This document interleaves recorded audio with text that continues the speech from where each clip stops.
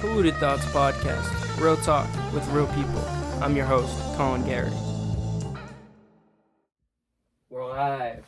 We're live. In the spot with the one and absolutely only Chon. Hey, how we doing? How we doing? It's been a fucking minute. It has been a little while. I was checking back the number. It was like PTP 38. So it was almost 30 podcasts later. Oh, yeah, bro. Last year. Yeah. 30 podcasts in a year is, like, impressive, too. The goal is 100 this year.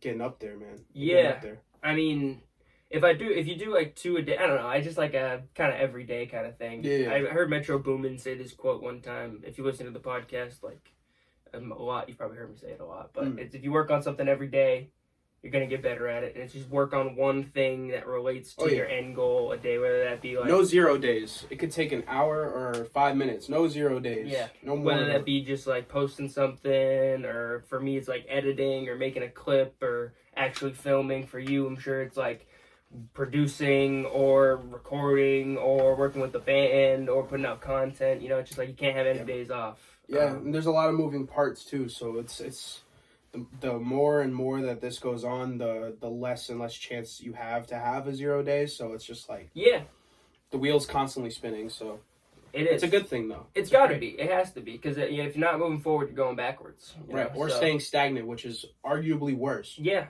Well, it's just like a moving car, you know. If you press on the brakes on the highway, everyone's gonna keep going past you. Right. You know, so it's like just gotta cause a pile up. Yeah, exactly. Yeah, bro, never that. But you just, you know. Speaking of which, I've seen you working super hard, no days off for like the last couple months, like month or two, pushing you got a new song out. I do have a new song. First one. Out everywhere. Out by the everywhere. Way. Shameless self promo, but no, what? That's what this is for. That's what I mean. Shameless, bro. Yeah. Of course. No shame. And you've been pushing it on like all platforms pretty hard too. Like what really motivated the social media push? Believe it or not, as corny as it sounds, this whole like New Year thing, it really got to me this year. And I was like, you know, if I'm not gonna do this consistently, then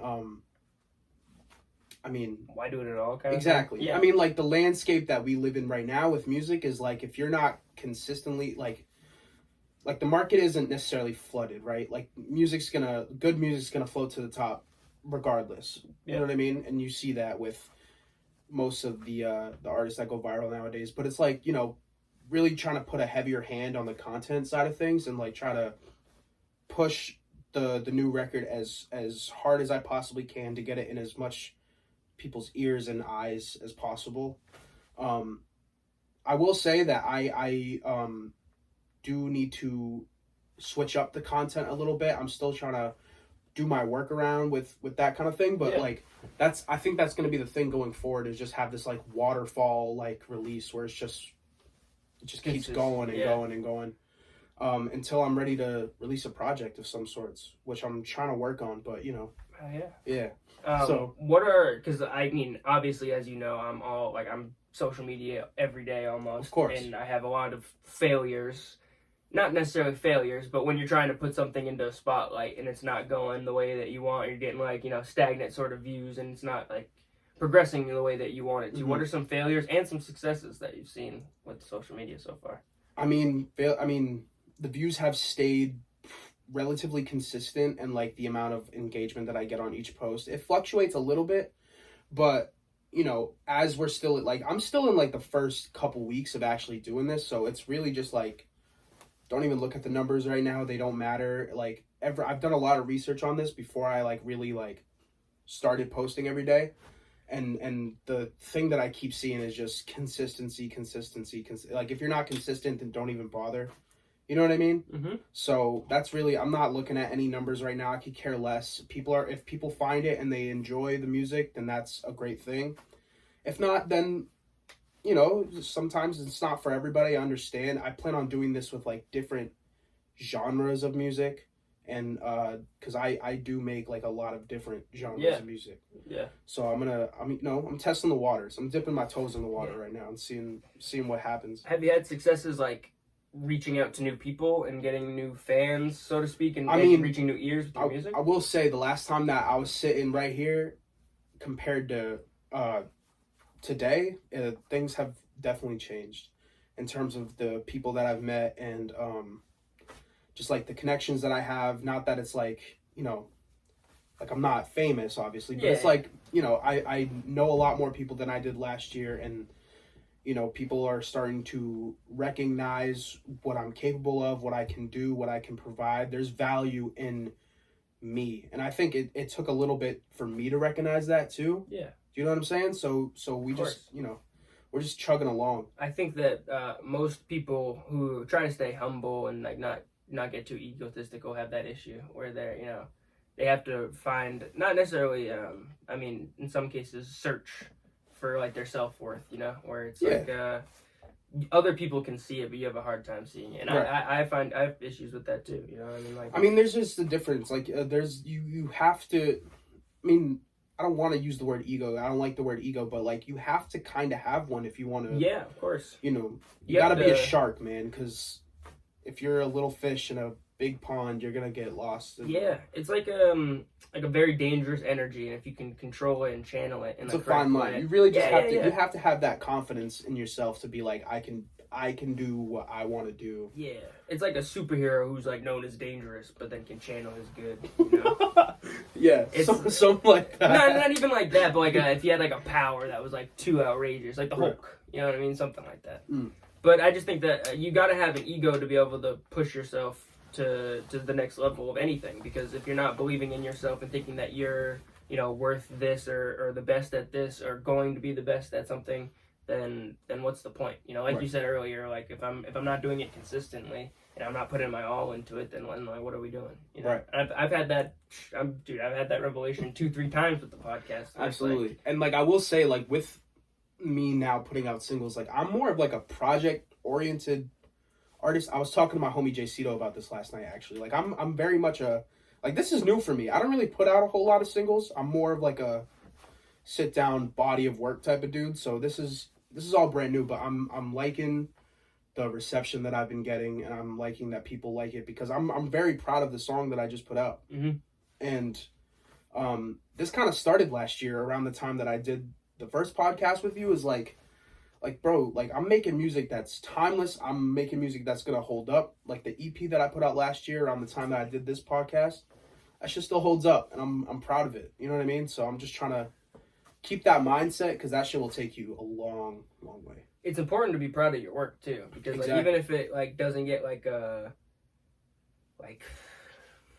am I trying to say, like a mass reception, like a viral reception, because like everyone puts out their music and like a part of them's like, all right, this shit should hit, like even myself included, but then when you get the kind of reception locally that you get when like people are coming up to you and saying the things, or it's like feeling proud of your work is such a essential part of what we do. I saw this TikTok where it was like, it was something along the lines of like, I only have 500 followers, but like if 500 people were standing in front of you right now, you'd freak out. You know what I'm saying? I just said that on the last podcast with my boy Donnie. We were talking about like you said earlier, not caring about the views. Like I haven't cared about the views for a while. The podcasts get like 50 to 100, and I'm like, 50 to 100 people watch this. That's what I'm saying, bro. It's like, that's if you sit down on simpler terms, not in like a 2024 perspective, and you look back to like 1990 something, 100 and something people watch this guy sit down and talk in a room. That's a lot of people. What I mean? And I would even argue that views don't even matter. What really matters is like, okay, well, how many people are actually like listening to your shit in their free time, or how many people can you get to come to a show? You know what I'm saying? I would argue that's way more important. I'm sure a lot of other artists who are probably going to be watching this probably feel the same way. Yeah, I agree.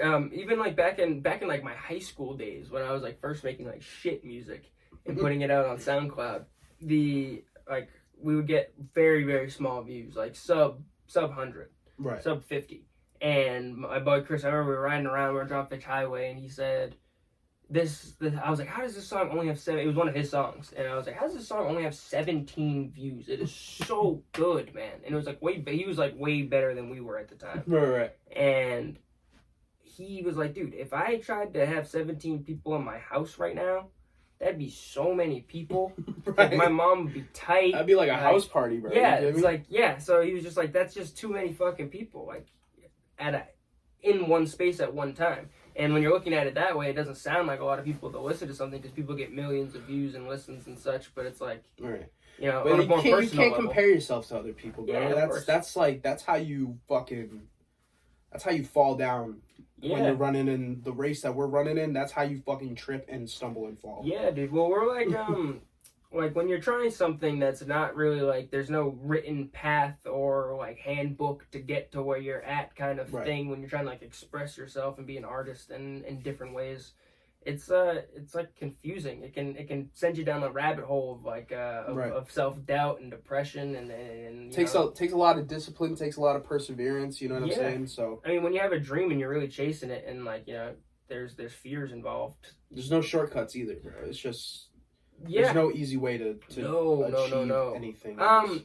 You know, I think that, but then I also think that there's this like perception that in today's world that there is, and that's like, I was talking about that on the last podcast too, and you're talking about like, or we were talking about me and my boy Donnie, like people thinking that they know shit because they're on TikTok and like YouTube shorts and stuff, and like I brought up like an idea of a conspiracy theory, and I didn't have any knowledge on it. I was like, I don't have any knowledge on this, but people in today's world will go into something with very minimal knowledge, thinking that they know a lot, you know, and people will like stop doing what they're doing, be like, I'm gonna be a musician, and like don't realize how much dedication and how much time and how much, you know, this all takes. And yeah, bro, I mean it's a lot for anybody, you know what I mean? Yeah. But like I said, like at the beginning of this shit, like the what really matters is gonna float to the top regardless. 100%, always. You know what I'm saying? So always say what you want about any of people's favorite artists, like they did it. And it was not easy. You know what I'm saying? So. 100%. But I think that what I meant by all that was like, there's a perception these days that you can just blow up. Oh, yeah, like, real wickety split. And that's just not how things work, I don't think. You know, those people, you think that those people just blew up overnight. Meanwhile, they were putting in work for 2-3. Like, I remember hearing Shoreline Mafia. Remember Shoreline Mafia? Yeah. They were so good, man. And that came out like our senior year of high school. Like at the beginning of our senior year of high school. That was a fun time. Shoreline do that shit. And I remember thinking like, oh shit, these new dudes, Shoreline Mafia, I was like, I've never heard, you know, we'd never heard of them before. They weren't like viral. And come to find out, they've been making music for 5-6 years prior as a group. Right. Grinding. Just like on a completely other side of the country. Yeah, you know, so like it's obvious that we didn't hear them because they don't have the spotlight and they're from another side of the fucking country. But just to think to it, that was like the first moment I realized to myself, like, oh, this is not as easy as I thought it was gonna be. Like this isn't just like put out one song and it pops. This is like you gotta work. It's like for every person or every group that blows up, there's like 1,000 that don't. You know what I mean? So it's cutthroat, you know what I'm saying? At the end of the day, the industry that we're in is entertainment, and it's always been like this, and it probably always will be. Of course, it's like a very competitive field. Yeah. And it's like an interesting competition because you're competing for people's interest. Right. Which is odd because, you know, it's usually like I have something and you come to me because I have it. That's like a consumer kind of thing. Right. And it's subjective too, like For every person that finds value in you, there's going to be a couple that probably don't. Yeah. That don't. You know what I mean? Yeah. Actually, I've been thinking this for a while, and like, not that I wanted to say it on the podcast, but now that I think of it, you say that. There's like one person who goes through and dislikes the podcast. Like, there's one motherfucker who will go through and do it. And it's not like every time, but like, it's like majority of them, like 60-70% of them just have one dislike. Like some motherfuckers just going through and just hating, bro. And he's doing a good job of it. You gotta respect the hate. It's funny. It's cool. I look at it and I laugh. It makes me chuckle, but it's just like this guy's doing a good job in the hate. He's probably like a fan, just like fucking hate. Yeah, just that's funny as fuck. Play a haters ball. Just every single one. Yeah, dude. I'll Have pull you it caught up this right guy here. yet? No. There's no like. So it hasn't been like the last couple, but like, if you look, like 5 likes, 1 dislike, 5 likes, 1 dislike, and then it's like more down here more. So it's like the couple in a row. It's like 3 and then 1 dislike, 16 1 dislike, 4 1 dislike. It's like they're not doing it on all of them. That's like certain level. Ones. That's next level hating, bro. Yeah. That's crazy. And I can't tell if it's like just someone like one of my homies just fucking with me. I hope I thought it if was somebody funny. sees this and like you watch this, dislike this one and comment who you are. No, I thought it was hilarious because I didn't catch on for a little while, and then I started looking through. I was like, oh, you can like see the likes and dislikes and like the ratio. And I looked, I was like, oh shit, someone's been disliking my shit. That's funny. But you're right, dude. It's very subjective, like podcast, music, any sort of entertainment. It's like, I love this comedian. You bring him to one guy and like, I'm not a big fan, but I do like this guy, and you're like, You know, it's very subjective with all of it, which is a very interesting field because you're trying to sell somebody something. Right. And it's like they could like that thing, they just don't like how you're doing it. That's what I'm saying, and that's why it's, you know, people say the what we do right now is oversaturated. It's this, like, no, bro, like having that spectrum of people is a good thing. Yeah, of course. It gives everybody something. You know what I mean? Something to latch onto, something to listen to, something to watch. You know what I mean? Like there's something for everybody out there right now, and it's great. It's easier to reach than ever too. Everybody has a phone in their pocket. You know what I'm saying? So it is. That's what I'm saying. The reason there's so many people, and it's not necessarily oversaturated, it's just more tangible than it ever was. Right. Like you can record everything in your house now. That's what I'm saying. On a minimum wage 9 to 5, you can afford to fund a music career essentially. Right. Everything's more tangible with the phone. I'm only 22 right now. Like at the time of this recording, I'm only 22 years old, but like... Are you going to turn 23 before like Monday or Tuesday? No. Yeah, you'll be 22 when this comes out. Okay. Oh, it's about to be your birthday soon? No, I was asking you. No. Fuck, I just lost what I was about to say. You're young.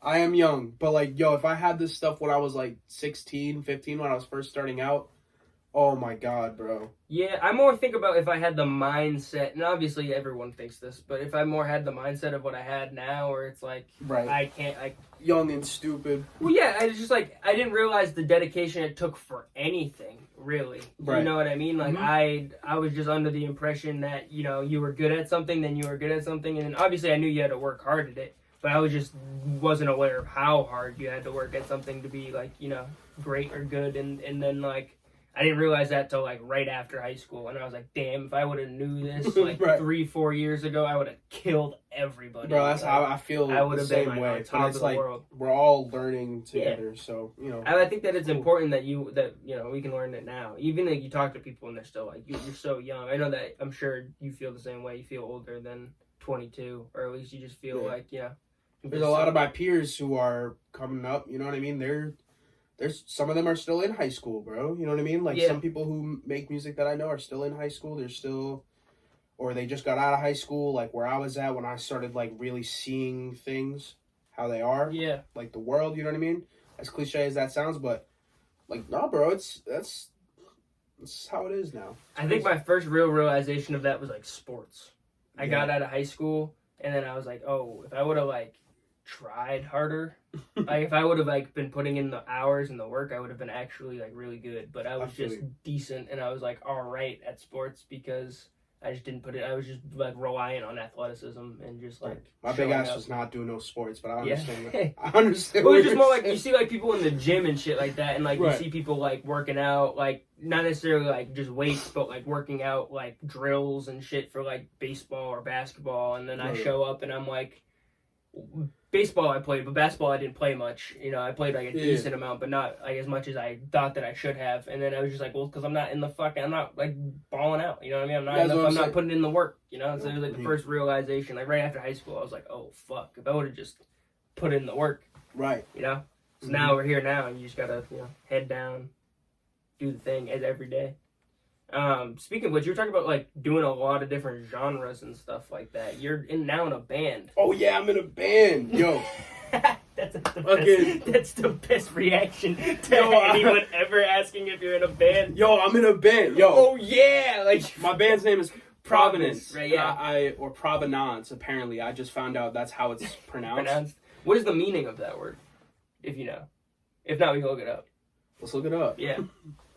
But I think it's like the beginning of something or something along the lines of that.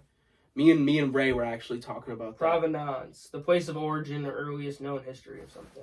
I was on the money. No, I was in you were ballpark. very accurate. No. Yeah, bro. I play bass in this band. It's an instrumental, kind of like hard rock fusion type of band, and we've been doing a lot of like little performances around and about. We just put out a little 3-track EP and a music video. Oh shit! I didn't know that there was a whole EP. I thought it was just the one song. I watched yeah. The music A little video. little 3-track EP, and a video that was edited by Rayymond, who I was talking about. Rayymond, the man. Yeah, man, I'm really proud. My boy DeAndre, who's the guitarist in said band, this is like his passion project. You know what I mean? Like this is his thing. And my uncle Kyle, who played drums, is like the perfect backbone to just. He's one of those drummers that make you feel like you're way better at playing guitar than you actually are, because he's just that good. And I'm a relatively new addition to this band, and it's been great. It's been great. I haven't picked up a bass in a little while before this, so like to get back into the swing of things and like just like play on a consistent basis, like it's been fun. It's been fun. It's been a really good contrast to what I've been doing as a solo artist, and the more and more we go out and perform, like the better we get. I feel it with each performance. It's just mad fun. It's so hell fun. Yeah, I love to hear that. I love to hear you exploring new like roots and things, because I remember. I believe, and I could be wrong, it might have been a different discussion we had, but on the last podcast, I remember you talking about, like, we somehow got brought into a conversation about, like, heavy metal, and you being, like, a big fan of, like, metal, and heavy metal, and just, like, bands in general, and we somehow, like, went down that rabbit hole a little bit, and then now you're in a band. Yeah, bro, it's crazy. I'm telling you, man, like, it's been a year, bro. It has been a crazy year. So, yeah, and this is all pretty new. I forgot when I joined. Yeah, I was going to ask you, it was like fall, right? Yeah, it was like fallish around that time, you know what I mean? And the project has been done or close to done for a little bit. I learned all the songs, and now we perform everything live.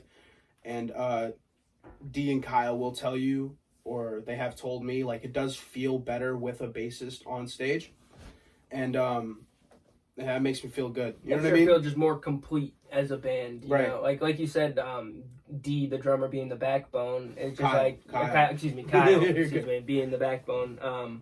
Like the bass also carries that responsibility as well, like of being like a rhythm carrying backbone. And like if you see us live, if you've ever seen us live, I'm usually looking at Kyle because like our synergy is growing. It's becoming more like just locked the fuck in and. Well, the drum and the bass are like the structure, to me at least. I'm sure other people could have their own ideas and ideology on that. And I'm also not fucking in a band or can't play like live music. But in my like production, at least when I'm like producing and stuff, I think about like, the drum and the bass are the structure, and you can kind of dance around with the melody, and you can be very like free and whatever else with everything else, but not that it has to be concrete, but they have to fuse, they have to go well together. Oh yeah. It's got to. We're gonna take a quick break for a word from our sponsor. Our sponsor today is Steady Galletti Precision Painting. Steady Galletti is a small family-owned painting company that can handle all your painting needs for both interior and exterior projects. No job too big or small, unless you're like a hospital or something. I don't know. They could try it, but it might be too big. Find them on Facebook under Steady Galletti Precision Painting. Quality painting by a quality guy. Call 978-790-2260 to book your free quote today. And we're back from break. And we're back. We were talking about Provenance. Yes. Yeah. And so with the drum and the bass, is there any vocals you said, or it's an instrumental band? Instrumental band. Although man, I don't really know how much I'm supposed to be talking about this, but you signed a non-disclosure. Not a non-disclosure, but like no, just out of respect. in the future, I think we are gonna add some vocals from a couple different people. I won't say who. Would it be like a kind of like they feature kind of? Yeah, like a feature. Because with the release, we are still working on new music now, and it sounds great. It sounds cool. But with the release, I'm just so happy that it's finally out because, even before I joined the band, I've seen them perform these songs live a couple of times, and it's always been fire, and I've always wanted to just be able to listen to that on my own time. So now that it's finally out, I can, and it's just a great thing, bro. I'm super excited for the band's future and, more opportunities, more shows, more music, just like, it's cool. on top of what I already got going on as a solo artist, and just incredible stuff. We were talking about bass and drums being like kind of like the backbone. Yeah. But I do want to give credit to DeAndre, who's like brainchild this band is, because he's a fucking animal on the guitar, dude. Like, he's just insane. He does shred in the music video. Oh yeah, he does. He does. It's insane. And the new music that we got working on is fucking crazy, dude. He is just he has the mind for it, just for making music. Like, I think I know music. That guy knows music. You know what I'm saying? Yeah. That's funny when you like meet somebody and you're like, oh shit, this guy knows what. You bring up a subject, Right? And then you're like, oh shit, this guy knows way more than I do about this. Happens to me all the time. Yeah. As excited as I am, I can't talk about Provenance without mentioning just how fucking incredible my bandmates are, because they. Yeah, and you said it was you know his what I mean? like brainchild, kind of, right? Oh yeah. So this is a subject that gets brought up constantly on the podcast. Is like, what's it like? Not necessarily living in somebody else's dream, but like, knowing that that's his dream and respecting that and being like a part of it and aiding that. Well, the thing about our band is like, at least how I perceive it, is like everybody, like regardless of whose brainchild it is, everybody is just as passionate about what we're doing as the person who is like leading it. You know what I mean? Yeah, of course. I'm sure equally as important as well. Oh, I mean, yeah, I would say so. And it's just like, even being as recent of an addition as I am, like, I love what we do and what we're doing. And, I'm sure Kyle would say the same thing, and I'm sure DeAndre would also say the same thing. Like, we're all on the same page, and it feels good. It feels good to, like, have a new band that I can, like, bring ideas to, and like we can like really work on shit, sit down, learn stuff. It's cool. I'm learning a lot from them, so it's awesome. That's great. I was also more like thinking, when it comes to like a vision, you've done music videos with Ray and Lothar and a couple of different other people, I'm assuming, and like you've had your vision there. Yeah. And then now you're making music videos for a band. How does that differ when you're doing that? Yeah, I mean, I kind of look at it as like doing a music video with like a feature on the song. You know what I'm saying? It's like, it's just a very collaborative effort, and everybody has ideas that they throw in, and we just kind of find that middle ground and just go out and do it. You know what I'm saying? Yeah. So that's kind of where that is. It's just like a very collaborative effort, because it's all of our visions like at the same time. You know what I'm saying? Yeah. Under one big eye, bro. I feel like it has to be, or else there's your dysfunction. Right. And, we put the fun in dysfunction. I like that. Yeah. So how long was Provenance a band prior to you joining it? For a little while. Even, around summertime last year, I believe, and Dean, Kyle, if you're watching, please correct me if I'm wrong, but the actual band name, Provenance, was made around that time. Word. So, like, it's all relatively new, but, I mean, like, to my knowledge, Kyle and DeAndre have been jamming for years. Like, cool. Years. They've known each other for a long time. Yeah. They're a little bit older than we are, right? Oh, yeah. Yeah. Yeah. Yeah. Oh, shit. Fucking, yeah. Kyle's my uncle. YDD. Yeah. That's his brother. Yeah. Word. Yeah.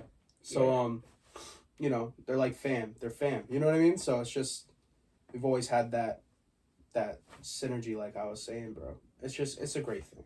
It's a great I can't complain, bro. There's nothing bad I could say about Provenance. All I can say is that it's out.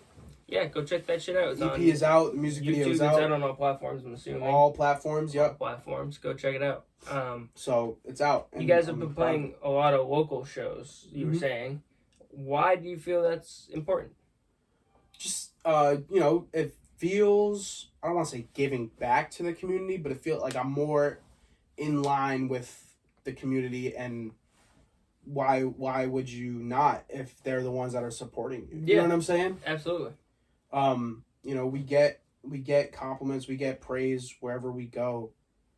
We actually just recently did a show in Manchester, Rap Night. Yep, rap night in Manchester, and we had Provenance open the show. We did a little 10, 15-minute set with just a few songs from the EP and a new song that we did, and you know, really good performance. And afterwards, you know what I mean, seeing, like, we just had people coming up to us being like, "Yo, that was fire," because you know, it's called rap night, so they probably weren't expecting like a full-fledged instrumental hard rock band. So to open the show, nonetheless, we probably caught them off guard a little bit, but you know, it was cool. And like just seeing how that community worked, it reminded me a lot of like how it is in Fitch, or just like the surrounding areas where like people will just come out and like regardless of who it is, or they'll just like come and see some great music. You know what I mean? Oh yeah. I think that any sort of great entertainment provided, especially in like you know, today's day and world, where it's very easy to get down and very easy to like not do anything. Any sort of entertainment that's gonna get you out of the house and like, you know, just get the dopamine flowing and such. Mm-hmm. It's a great idea. And we're outside. We're outside. I think that's why you don't have to be sorry. I think that's why comedy is so big these days. Is because like, you know, there's a lot of like weird political shit going on, like fear of war and all this shit with Israel and Palestine, and like people, I don't know, people get on edge, so to speak, and you know, it's comedy is like a way to relieve that. And I think it's the same thing with like going out to a show or just going out in general. It's like, you know, just a way to fucking get a break from what's going escape on. kind of. Yeah, exactly. More or less. Exactly. Yeah, I mean, that's why it'll always be important, because shit like this happens throughout history all the time, and it falls in line with how entertainment has evolved. If you need to take that call, take it, man. Probably a scam. Yeah. No contact. No answer. No contact, no answer. I've been trying to like push the not necessarily like push it, but like if somebody gets a phone call, I'm like, just take it. Let's see where this goes. You know? Because there's been times my dad's called me and it's just been jokes. He's just like not bitching at me, but like being like, "What are you doing?" I'm like, "I'm in the middle of the podcast right now." He's like, "What the fuck? I need help. I'm gotta get the boat out of the water," or something like that. Imagine like you were just like, "Oh, my fault. You want to take the rest of the show?" And just fucking get up and walk away. One time, Fendi, there was I think Fendi was the third or fourth podcast I ever did, and I forgot to get us water beforehand. So we smoked, and we got cotton mouth bad. And so I was like, "Dude, we don't have anything to drink. Hold on, just 1 second. I'm run upstairs." When I used to do it in the basement. Yeah. And I was like, "Let me run upstairs. I'm gonna go get you a Gatorade." And I ran upstairs. I was like, "Entertain these people," and like just left him there at the table by himself, and ran upstairs and got the drinks. And I was gone for like a minute. I don't know what I would do if you did that. I'd probably just look at the camera. Just stand. That would be funny as fuck. Just stand. I've always wanted to do that with a stand-up. Like, get up for an open mic and just stand completely still. And just look at him? Maybe not still, but just quiet and do the, like...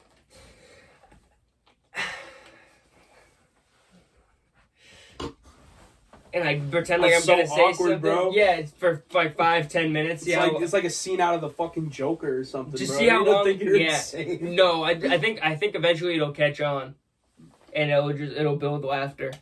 Just so like a very dumb and stupid kind of humor. That's actually low-key a genius idea. Like, imagine like you have an entire room laughing without saying a fucking word. That's what I'm saying. You can just go silent and just, you know, you're not necessarily just kind of look at people. I remember like Dice Clay, this is a guy, Andrew Dice Clay, used to talk about doing something like that. And then I was like, dude, that'd be like genius at just an open mic. Like he was talking about like doing it at like a real deal, like people pay money. Comedy club type of deal? Yeah. Fire. But like if I just did it at an open mic, just quiet, just like pretending like you're gonna say, I think eventually somebody would catch on, and then somebody would be like, "Oh, okay, he's fucking with us," and eventually, and then just get off stage, no contact, don't even say your name. Maybe if it's like a minute, dude, if it's a minute open mic, that would be killer, bro. I feel like you need a longer than just a minute. You gotta let it like marinate. Yeah, maybe it'd be like a 3, 4, 5 minute, like, you know what I mean? It has to be extended. Yeah, you're right. You have to do some like silent comedy or something. Like you should have like a. Don't actually do this, but like if you had like a water bottle in your pants and like it looked like you peed yourself or something, you're just looking at people. Well, I don't want it to seem like I'm nervous. You know, I don't want it to seem like I'm nervously not saying. I want it to be like.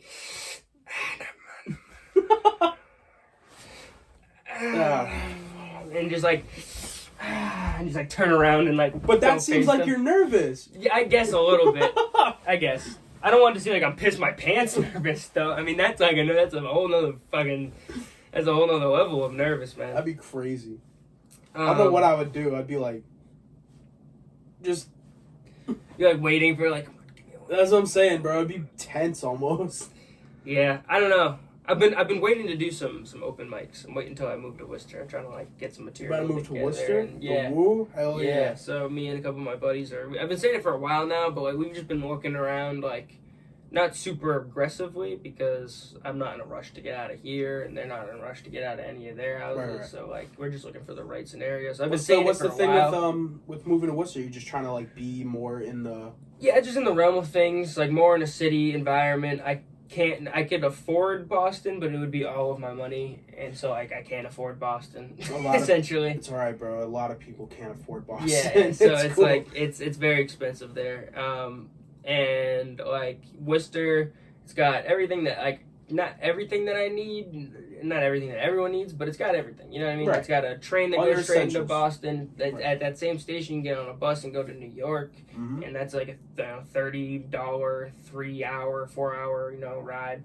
Right. You got like metropolis of like not necessarily like corporate, but just employment in general. Like you can get like any sort of like job there. You got like the Woo Sox. It's just like more of a like a full-fledged city. Yeah. I've never lived in like a city before, and like I figured instead of just jumping right into like a Boston or New York, just like trying to dive into. It's like you're looking for like a change kind of thing. Yeah. I need a change in lifestyle as well. I just need to get more like podcast oriented, health oriented, and like get like not necessarily a routine because I've come to find out I'm not a very routine guy. It's just not doesn't work for me. But fair like. Enough. I want to get like decent routines, things that I can't control. Good for you, bro. That's fire. Eating a certain amount. And let me know if you guys end up moving, bro. I'll pop out. You know what I'm saying? Hell yeah. It's throw gonna a fucking housewarming party. Yeah, we're trying to do a little something, and then we're also trying to like it'll be good for like our UFC fights and stuff like that because we stream those. So like, we can have like the boys over and what would be fire is like if you're in the city like that, you could do like meetups and like.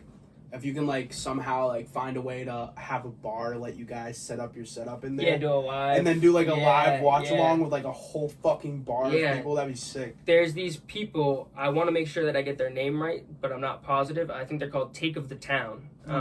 They have like a podcast that they literally set up in Boston. That's and they go and they just like, they have a container full of coffee, one of the big ones that you can pour. And they just have that there with cups, and people come up and they, like, what do you want to talk about? You want to talk about Boston sports? You want to talk about politics? You want to talk about, genius. And are they just like on the street with it? Yeah. Literally, like they'll post on like live, and then they'll take the live and like post it as a reel. I think I could be wrong, but it'll be like, hey guys, we're going over to Kenmore Square right now.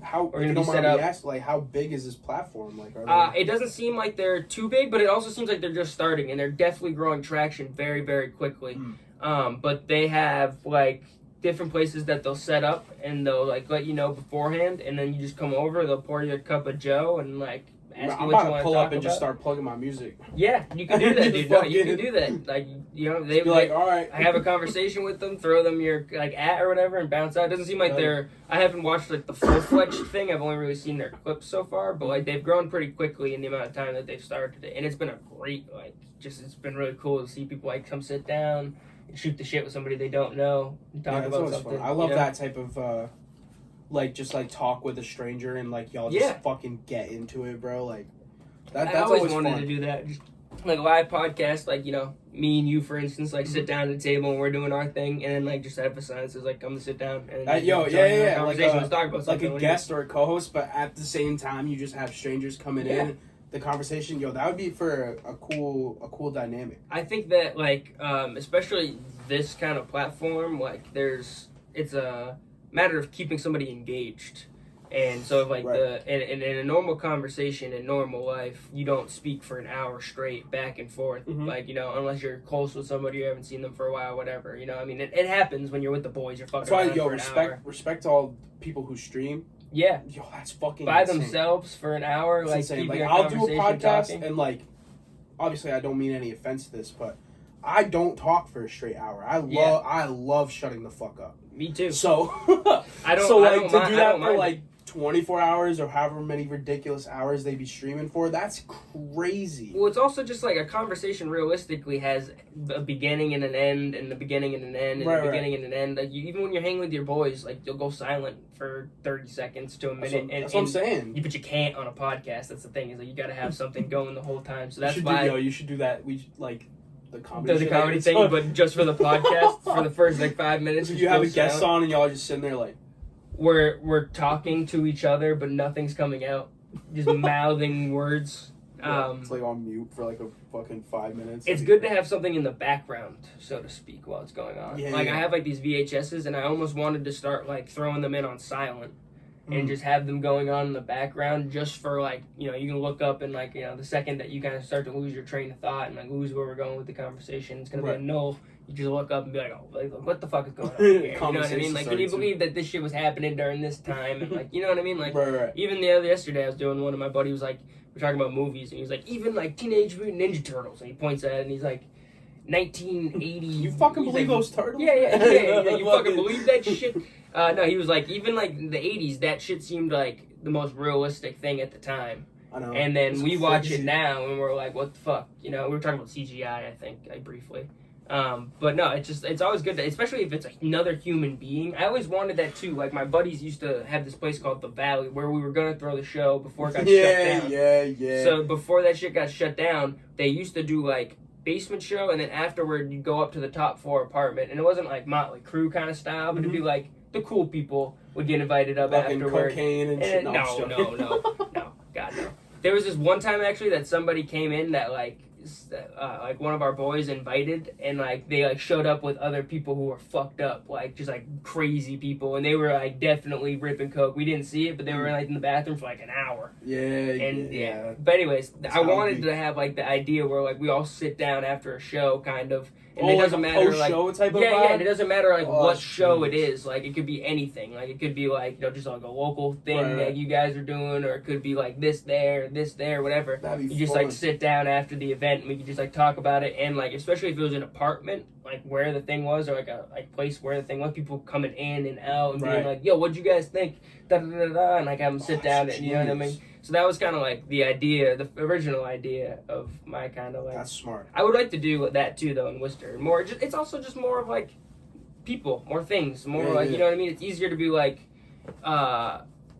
it's easier if somebody's coming in like a bigger name, which is what I would like to be getting to eventually. Not that you're not like a big name, but you know what I mean. Like I want to interview my idols and stuff like that. Right. Eventually, of course. And like the opportunities in Worcester for people like coming in for shows. They got like the DCU Center, the Palladium, all that shit, like the Hanover Theater. It's just like more accessible to be like, hey, come 5 minutes down the street if you want to record a podcast. Like if I ended up like just like bumping into somebody and being like cool, you know what I mean? That's what I'm saying. Like fucking some like local comedian or like some comedian on tour, some opener or whatever. Just like, yo, just come over to my fucking apartment. And that's the thing. Like if they see you like you have value, you are a media outlet of sorts, then the more and more, like, you just need that foot in the door, and then you could be like, well, I interviewed this person and this person. It's a little bit easier than being like, yo, come back to Fitchburg. You know what I'm saying? Like anytime you're in the Boston area, let me know, like, we can get you to Fitchburg. You know or even, like on, like, those, like, interviewer TikToks where they have the phone, they're like, you know what I mean? Yeah. Like, even just, like, those on-site type interviews, those things go crazy, too. I dropped the ball on like the best opportunity for that shit when I was at it was UFC in Boston 292 and like I'm not joking you bro when I say that it was like New York. It was like you lived in Manhattan. It was like left and right you're seeing people, you're like what the fuck. There's Brad Marchand, there's Charlie McAvoy, there's like UFC fighter after UFC fighter after UFC fighter. Like what the fuck is going on? And like I ran into like literally like 8 to 10 like famous celebrities and just like said what's up, was cool, like have a good day kind of thing. But like literally in my backpack I have the microphone and my phone, you know what I mean? I have everything able to do the things that I want to do, but then I'm like it's also awkward too because not that you don't want to burn a bridge, you don't want to be the guy to be like over fanboying and like Right, and, like right. overstep your boundaries and Right. like, you know what I mean? Because I I'm not gonna be completely the get guy that. who posts something for clout. You know what I mean? Like Of I want it to course. be like a genuine thing that I post. You know? Right. So yeah, in that case, then this type of setting would be way better. Yeah, But- it's just like it's Worcester's just more accessible. Right. Fitchburg. It's like, Of I would course. have to go to Boston. It's also like somebody like some big comedian actually like hits me up or some big art like rap like hits me up or whatever. I'm gonna be like, drive 45 minutes That's what I'm saying. Like west and then if they're in the middle of their tour or something and Yeah. they're trying to do something to like promote their tour or they have exactly. You're just like then there. or And they're just then, in the area. Sometimes like Worcester's low key slept on. Like people will just be in the area. yeah, You know what I mean? opportunity just lies when you're present. You know what I mean? That's what I'm it's saying. like it's my dad always says 90% of it is just showing up. You know, all you gotta do is just be there. That man is right. It's just if you're in the right place at the right time, then opportunities can arise, and you can seize the moment, so to speak, rather than like Absolutely. being Yeah, further fucking, away and you know, removed. that's just how it is, man. You know, if you are in the mindset of I'm going to take every opportunity that comes my way, then fucking that's exactly what's gonna happen, bro. You just gotta keep telling yourself, you know. I try to stay in that mindset too of like, all it takes is for that one right person to watch my new video or that one right person to hear my new song on some playlist or something. Like it just takes that one person and then time after time. Yeah, you know what I'm saying? I 100%, and I think that's like the thing that gets people disoriented. Back to the conversation we were having at the beginning of the podcast, where it's like you don't have to put in the work that you have to put into. It's like you do. It does only take one person or one time or one thing, But you have to push yourself exactly. to get in front of and you those have people. to put the work in prior to it happening. So Right. it's like, yes, you can blow up overnight. It can happen. We've seen it one bajillion times on the internet. It's like a thing that happens daily. But people have to put the work in to be able to get to that point. But there are instances, I wanted to mention this earlier, where you're like, people don't just blow up, everyone puts in the hard work, but I was also like, there's some people out there nowadays that just like, some like streamers and such, where it's just like they can just like literally not have no talent, because they're clearly talented enough to engage with millions of people. But it just seems like they just didn't do. It was overnight. They just went from like some kid in a bedroom to like some kid with $1 bajillion. Right.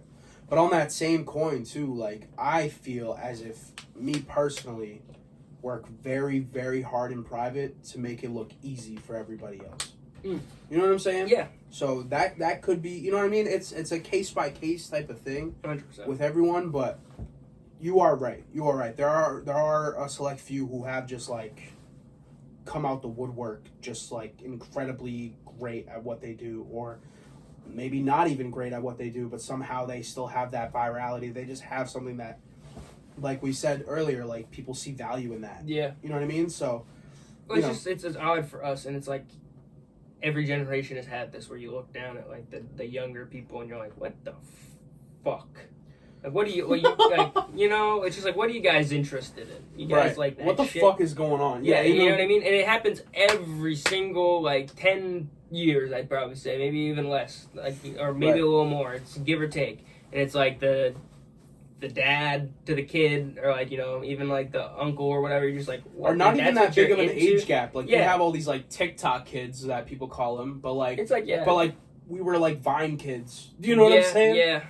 So it's like I don't even know. Like we talked about it before the podcast, like the every 7 year kind of thing, right? Where it's like, what the fuck? You guys like that shit? I remember like my dad says that stuff all the time, and I'll tell him, he's like, you like that? And I'm like, yeah. And then that also goes back to our point earlier, where like that's why there's something for everybody. Yeah, and that's 100%. Great. You were saying that too, that there were some people, I didn't even consider that. There's some people who just like come out the woodwork naturally, just like the best, or like really good at what they do without having to put. There was this dude who I just saw on like Ball His Life. He won like the community college kind of league, player of the year, defensive player of the year, freshman of the year, first team all offense, first team all defense.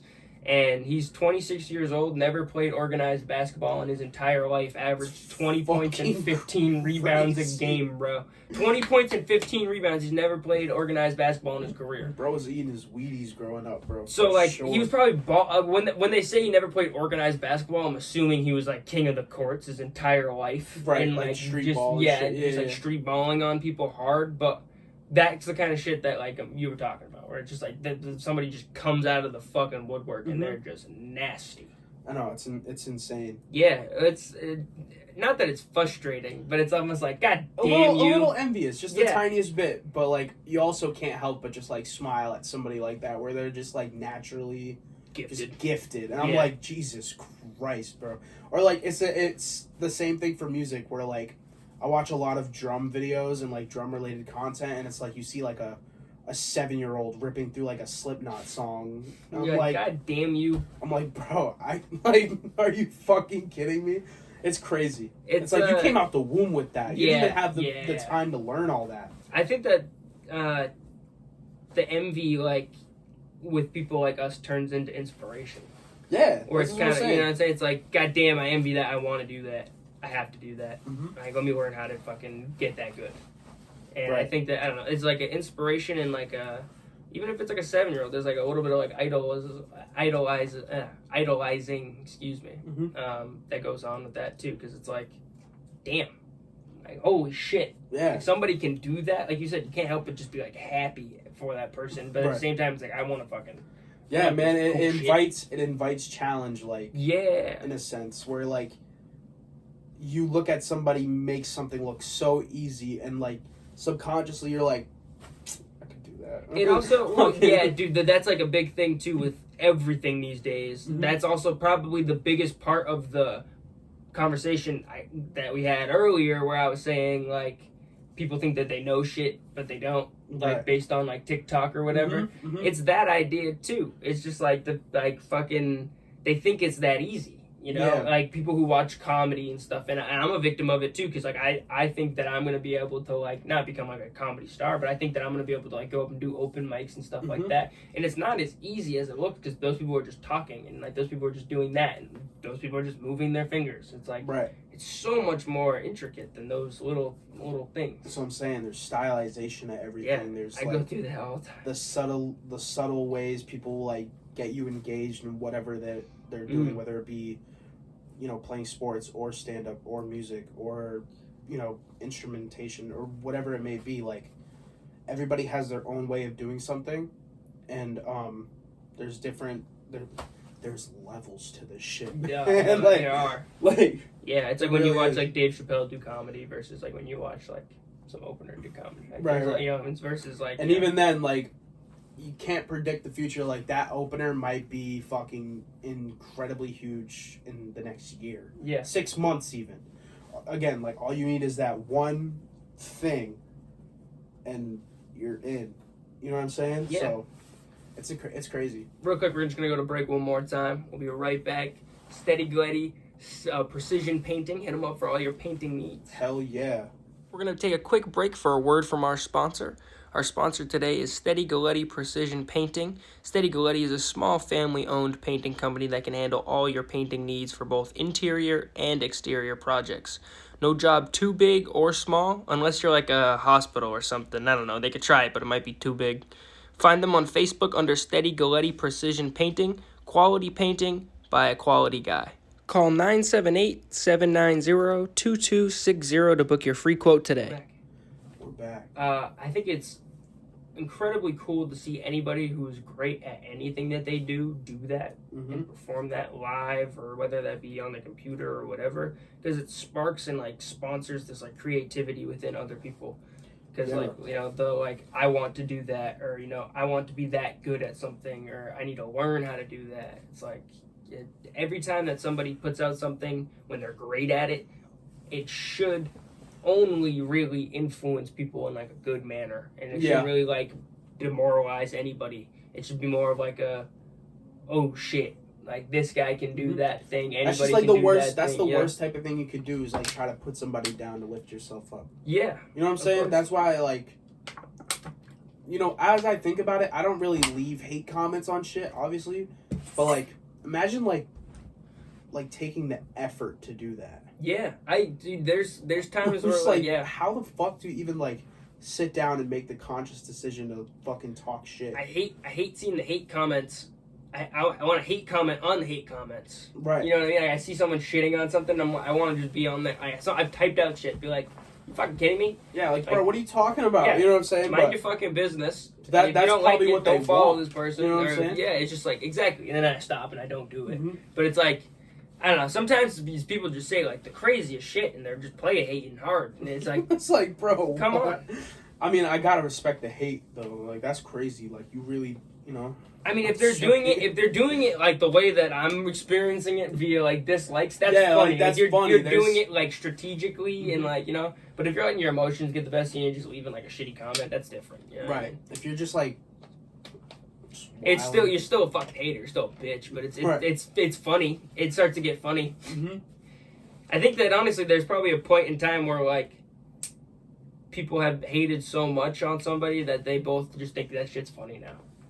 Yeah, probably. You know? I would say so. It's just like, I got like a higher level, I'd say. Mm-hmm. You know what I mean? everything is just taken as a joke or like trolling nowadays. So that lines up. Yeah, well, that's some of my like least favorite shit is what you were talking about earlier with like the just like doing things for clout or like, you know, that idea is like I hate the trolling shit on Instagram or like people like in stores fucking with people and like doing this and like doing that and like, you know, and Internet being, like, is it's just a prank. It's just a prank. Those guys. Yeah. It's not that I hate all of them, but it's if like it's a genuine funny prank and like no people are harmed or anything. that is genius. Those things are fucking hilarious. I love them. But if you're like, I don't want to say poaching, but you know what I mean? Like you're like, you know, fucking somebody's day up. That's the man. Bro, it's a whole bunch of men. That's a whole bunch of men. Pause. Yo, huge pause. It's the group chat. Is what I'm You trying got a whole to bunch say. of men calling you. Pause. The Human Boys and Lothar and Jerk and all them and Bando and all them. Word. That's dope. I met Bando when we had to shoot the second part of the video. He came through and he did what you did the first time. Mm-hmm. Bando's the fucking man. Yeah, he was wicked cool. Yeah, bro. That was my roommate for like a year when I was living at the old crib. Yeah. He, you know, it was his birthday recently. Yo, we went to the casino. I lost all the money in my pocket. It was awesome. On what? Huh? On what? Blackjack. Actually, a couple things. I had a 20 and I was like, I don't want to lose more than a 20. This is all I'm bringing. And I broke it up into fives. Played some virtual blackjack. See, the fucked up part about that casino trip is I didn't even fucking win anything. I wasn't even up and then lost it. Like, I just kept losing. Yeah, you just lost 4 times in a row. Yeah, I just lost. Like, I just kept losing. Slots, I probably won like a couple bucks, and then lost it all, and then virtual blackjack, I put 10 down, lost it immediately. I was like, cool. And I went to the baccarat table, and then also just lost the rest of it. And I was like, I want to go home. Yeah. I was like, I'm good. I sat in the fucking food court with a fucking drink that costed $4 by myself while everybody was still gambling and like reflected on it for like 20 minutes. I came back and everybody was still like chilling gambling, and I was like, I've talked about it before on the podcast. You can tell when a motherfucker's down bad when you go into the food court of the casino. Bro, see, the thing is, like, Jerk was with me when I fucking bought that shit, and I thought this lady said $2, so I give her $2, right? And then fucking she was like, it's actually $4.13. And then I just For like a fountain drink? Yeah, bro. Oh shit! From the Shake Shack? From where? Fucking What was it, Twin River or Encore? No, it was this. Yeah, it was Twin River, Rhode Twin Island. River? Yeah. Yep. It was, So was it Subway? It was Sbarro's. Sbarro's, yeah. Fucking, and she was like, it's I know my $4.13. casino food courts. It was $4.13, and I just handed her the last $2 I had, and I was just like, here you go. That bitch did not get 13 cents out of me. I didn't have it, bro. I didn't know what to do, bro.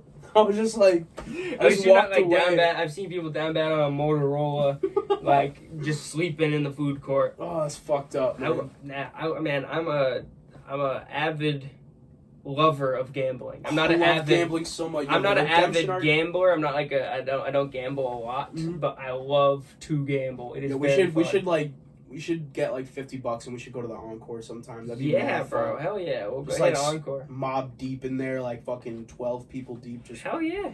wilding Encore. You shoot like a video, someone's video, or like, Right, you right. get like a video. Are you allowed going to in film the an Encore? I'm not sure about the legality on that. I believe Rayymond shot a video in Encore on like the steps and stuff, and like I think that if it doesn't I'm sure involve, the actual like casino part is no, probably, well, I think that so that part is the part that he did it in was in the casino. Oh, it was? It was, but I don't think that the legality comes in when it comes to the games. So I'm sure that if you're being responsible and respectful of doing it, and like they have like cops posted up right, there's like a bar, and then there's these two like beautiful, elegant staircases that go up. Encore's, believe it or not, the only casino I haven't been to. Yeah. It's beautiful, bro. It's, I heard it's like the best one. I've been to it's- Foxwoods, I've been to Mohegan. Foxwoods and Mohegan are fun, man. I They are haven't fun. gambled at Mohegan, son. I went there for like an event one time. Me too, yeah. But like they're cool because they have like the mall and you can do all this other shit like Right, that. right. Like There's other Encore's options. just kind of like Encore's Where just like the Twin casino. Yeah, Twin River is just the casino. You know Yeah, what I'm and it's saying? not dingy, but it's like dimly lit in there. It's dimly and it's lit like, and it smells fucking horrible. Yeah, 'cause it's there's just like- people smoking everywhere. it's just like a weird kind of vibe. Encore, it's like big, bright, like very bright, Don't they have like a heavenly. nightclub in there and shit? They got a nightclub in there. They have like restaurants in there. It's not like a mall like Foxwoods, and they like kind of like wanted to do that. They have like stores and stuff there, but it's Yeah. not nearly as big or as like cool in that aspect. But like straight casino, it's just the best because it's like fucking Metropolis. It's like you ever seen Percy Jackson? Yeah. You know, like when he gets like stuck in the casino place and it's, like, fucking it's elegant like weeks on the outside world, but it felt like hours on the inside world. Yeah. That's what it feels like when you're there. Okay. In a good way, and like it's fun. But they have two. When you walk in, there's like games everywhere. But right in the center is like a bar and these two elegant staircases that go up to the high stakes room. And up there, obviously, it's like big baller money. But there's two to four state cops that stand like on each side of the staircase, like or total like one and one or two and two. So I'm sure that like if you went up like, hey, do you mind we're shooting like a video, I'm sure that would be cool. But like also like the parking garage and just being in Boston, like Encore's like 10 minutes from Boston's just like It's a breeding ground for music videos. Yeah, exactly. It's just anywhere you go, the architecture's beautiful. You can get like a cool shot anywhere you go in That's what I'm anything. saying. Yeah, it's great. But Nah, I think a Encore's casino. I super think a fun. casino redemption arc is like in the books. Like you got to do it. You're on like a steps villain. away from financial freedom, bro. I'm you're in like telling a you. villain story on a villain arc to get your fucking- money back from the casinos. Yeah, bro. I was saying when we were celebrating Bando's birthday, I was like, yo, like when we walk out of here, if I like see somebody like smile even a little bit, like they might get robbed, bro. I was like, yo, like we're 8 deep right now, like what the fuck, like what are they gonna do? You know what I'm saying? Like I might I'm rob so somebody. down bad. I'm gonna rob somebody and bringing money back into the casino. And it's like it was Yeah, only somebody else's money. $20 that I brought. That's the only money I brought, but like it broke my spirit, bro. No, it hits different and harder when you go to the casino. Like it wasn't a Those- huge financial hit, but it did break my spirit. That was like one thing that I wanted to say when we went in. Like when you lose money too quickly, it's the worst. I sit there and I watch. I'll like methodically be like, all right. Even if I'm drunk, I'll still be like, all right, I'm gonna wait so I don't just blow all this money. Like, I'd rather be the guy like at the very end when everyone's like, all right, let's leave, and then me be like, all right, hold on, one more bet, more bet. I'd rather be that guy than the guy who's like, I'm down fucking $100 right now. That's $100 on 4 straight hands. I know, at the like table. what a buzzkill. Yeah. No, it's just like it's like I went to the casino. The last time I went to the casino, it was like after like a long night with the boys, and I was pretty banged up, and I was like I was the only person who didn't get to change after like a funeral service. Oh, so I was damn. still wearing like not all black, but I was wearing a suit, Yeah. black suit, black tie, black shoes. Fucking, we go to the casino, and I had a change of clothes, but I didn't know we were like going from the place that we went to dinner, and I didn't know we were going from dinner to a casino. It was like an on spot kind of thing. Right. And so we show up there, and I'm banged up, and I'm like, fucking, I'm not rough. there, bro. Yes. Yeah. And no, my boys were like, we need to stop in Somerville because that's where they live, and there's like 2 minutes from the casino. They're like, we need to stop and get our chips from the house because we won last time we were there. I was like, all right, bet. So we go, and they each have like $300, and they lose it like lickety split, like it's gone in, like 2 seconds. And before I even finished my meal from the food court, and then I go on game and I'm just like the last one, and I'm just like now I'm just tossing bets. But I'd rather be that guy because they were just like we were waiting on somebody coming. Our boy Connor was like out in Boston, and we were meeting him at the casino. He was like, "I'm on my way. We're in the Uber now." And they were like, "No, let's fucking leave. Let's get the fuck out of here. Fuck this place." Like it's whoa. You know what I'm saying? Yeah, exactly. He's like, "Whoa, be a man, take more money out." No, I'm just joking. No, dude, I've seen that rough. I told the story a couple podcasts ago. I don't want to reiterate the whole story, but we took our Uber driver to the casino. Like he picked us up from the hotel, and we were like, "He's like, you guys going to the casino?" And we were like, "Yeah, you coming?" And he's like, "I was thinking about it." And then he ends up pulling into the garage, comes in with us. The Uber driver. That's hard. Yes, it was crazy, and it was convinced him to go. Yeah, it didn't take much convincing, and like I mentioned it one time, and then we got. He was like, "Bet, yeah, we are." No, he was like, "I was thinking about it," and then we got to the strip, like where you can see Encore, and I was like, "All right, so you coming in with us?" And he's like, "Yeah, I'm gonna pull in the garage." Like that's all it took. I didn't take any convincing. Fine. Anyways, he went in there. I watched him pull out like $300 to $400 himself. Then he was asking us for money. Then he got some other dude at the casino to send him money. Then he got somebody from outside the casino to send him money. Like he was at least down $500 from what I saw. And I was like, oh my god. You better get back in that car and take some rides. If you're gonna use the ATM at the casino, you use it one time. Or bring your own cash because I went to Trim where $9 for ATM fee. $9, bro. I almost had a heart attack. I'm honestly more upset about that than anything. I had my worst experience there where I like didn't. So I showed up and I was like, I'm just gonna hit the ATM for $100 and I'll gamble $100. Right. Then I was gambling around. I lost $100 and I went back and I pulled out another $100, thinking I was gonna win it back.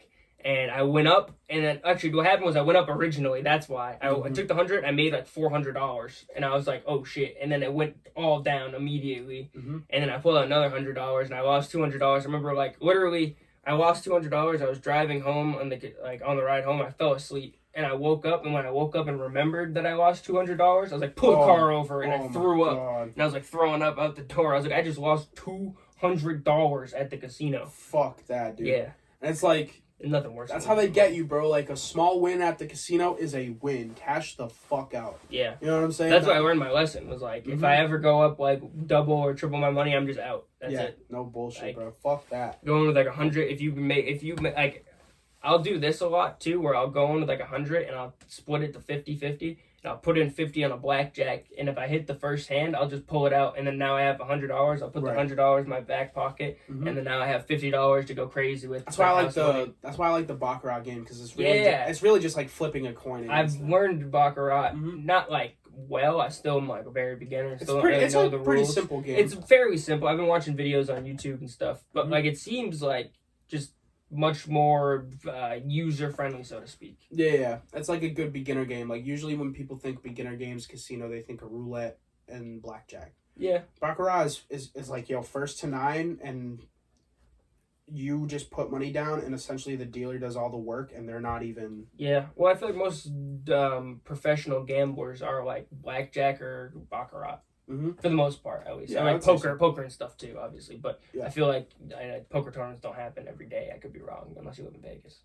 But like, if you're like going out here trying to like make some money, I feel like you're going like baccarat or blackjack or your best odds, kind of. Because it's just blackjack seems sketchballish, but it does. If you know your shit, it gets a little easier. Right. I don't know my shit very well, and I watch like videos just for shits and giggles, and like I still don't really know my shit at all. But I've gone with my boys who live in Somerville. Their roommate, I've seen him go, and like I think I've gone like 3 or 4 times with them since they've moved there. And each time I've seen him win a minimum of $500 on blackjack. Like, I've seen him win like 500, 800, 1,200. And like one other time he hit some crazy number. And for the people watching, like if you have a job and you just don't fuck with your job, just like take out like 500, go to the casino, and you probably won't ever have to work another day in your life. 99% of all gamblers quit before they hit big. That's what I'm saying. There's no such thing as losing. You just give up. There's that meme with the Minecraft diggers. It was like one guy stopped and turned around, and then the other guy kept digging, and like the next block was diamonds. Keep scraping, you're gonna win $1 gazillion. And then the comment below was like, "Thanks Minecraft, I just lost my life savings because of this." God, dude. But bro, thank you for coming on. Man, of course. And hey, new song out now Yes. everywhere called First One, and Provenance just dropped their our first ever EP and music video. and music video called How Happy Am I. The music video is called Faces, edited by Rayymond. And all that is out for the world, for your listening experience, your viewing experience. So go check it out. It's Go out on check all it platforms. Go follow him. All the links to all that shit will be in the description below. So go ahead and check that out and go ahead and subscribe. We need subscribers, man. And thank you for having me. Oh, once bro, again, it was bro. my pleasure, dog. We gotta do it a little more often. For sure. A year is a little too much. You know, every couple months is a little bit better. We can stay like a little in touch. Of course, better. of course. But yeah, we'll leave you how I always leave you. Peace and believe in yourselves, and we'll catch you fools later. Keep polluting the airways.